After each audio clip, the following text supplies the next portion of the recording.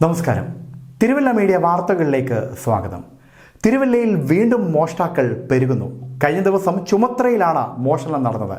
ചുമത്രയിൽ അടച്ചിട്ടിരുന്ന വീടിന്റെ മുൻവാതിൽ കുത്തിത്തുറന്ന് 3 പവൻ സ്വർണവും 30,000 രൂപയുമാണ് മോഷ്ടാക്കൾ കവർന്നത്. പുനക്കുളത്ത് ജോജി മാത്യുവിന്റെ വീട്ടിലാണ് മോഷണം നടന്നത്. വ്യാഴാഴ്ച രാവിലെയാണ് മോഷണ വിവരം പുറത്തറിഞ്ഞത്. ജോജി മാത്യുവിന്റെ മാതാവ് മറിയാമ്മ മാത്യു ആണ് വീട്ടിൽ താമസിച്ചിരുന്നത്. ജോജി മാത്യു കുടുംബസമേതം ദുബായിലാണ്. ബുധനാഴ്ച വൈകിട്ട് മറിയാമ്മ കുടുംബ വീട്ടിലേക്ക് പോയിരുന്നു. വ്യാഴാഴ്ച രാവിലെ വീട്ടിൽ തിരികെ എത്തിയപ്പോഴാണ് മുൻവാതിൽ കുത്തിത്തുറന്ന നിലയിൽ കാണപ്പെട്ടത്.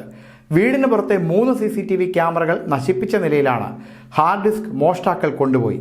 3 കിടപ്പുമുറികളിലെയും അലമാരകൾ കുത്തിത്തുറന്ന നിലയിലാണ്. 2 പവൻ തൂക്കം വരുന്ന വളയും 1 പവൻ തൂക്കം വരുന്ന മോതിരവുമാണ് നഷ്ടപ്പെട്ടത്. തിരുവല്ല പോലീസും വിരലടയാള വിദഗ്ധരും ഡോഗ് സ്ക്വാഡും സ്ഥലത്തെത്തി തെളിവുകൾ ശേഖരിച്ചു. വീടിന്റെ പിൻവശത്തെ മതിൽ ചാടി കടന്നാവാം മോഷ്ടാക്കൾ എത്തിയതെന്നാണ് പോലീസിന്റെ നിഗമനം. 2 ആഴ്ച മുമ്പ് കാരക്കലിലെ വീട്ടിൽ സമാന രീതിയിൽ മോഷണം നടന്നിരുന്നു. അവിടെ നിന്ന് 4 പവനോളം തൂക്കം വരുന്ന സ്വർണ്ണാഭരണങ്ങളാണ് കവർന്നത്. News desk Thiruvalla media.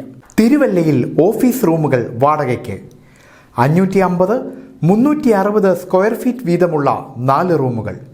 ധനകാര്യ സ്ഥാപനങ്ങൾ, കോച്ചിംഗ് സെന്ററുകൾ, ലാബ്, സ്റ്റുഡിയോ എന്നിവയ്ക്ക് അനുയോജ്യം.